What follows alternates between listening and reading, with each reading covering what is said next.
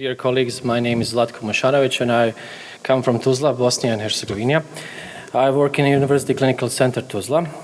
This work I will present is a case about macular hole surgery after 3 injections of Aflibercept for already diagnosed macular hole.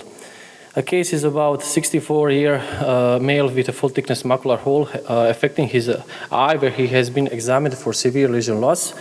His visual acuity was 0.2 and he was without any systemic diseases.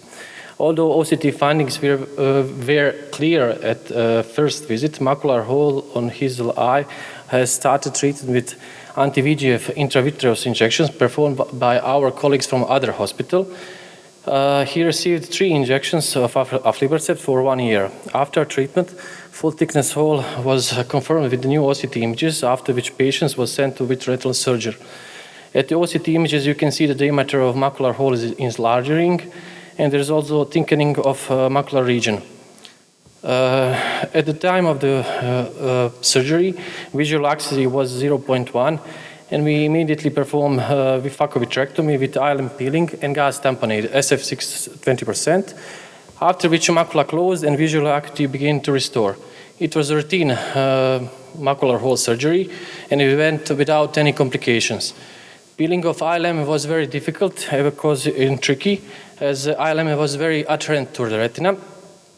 6 months after the peeling, after the surgery, you can see the changes of OCT images, almost regular macular morphology and thickness. Also best corrected visual acuity was 0.9. And there is some reports of spontaneous closure of macular hole after anti-VEGF injections, but all reported cases were with other macular pathology. Current reports suggest there is a rapid growth in number of intravitreal injections, but some conditions demand surgical approach from the beginning. In this case, the colleagues did recognize this condition, but they still went for, as they call it, conservative therapy. After a year of that kind of therapy, it was very difficult for a vitreoretinal surgeon to make a rational decision to go or not to go for the surgery after missing treatment for a long period of time. As a take-home message, I will say we need to think about when to start or when to stop anti-VEGF therapy. Some of my colleagues think about anti-VEGF therapy as a magical stick. In some cases, in some cases there is more need or space for surgical treatment. Thank you. Thank you so much. Any comments for this talk?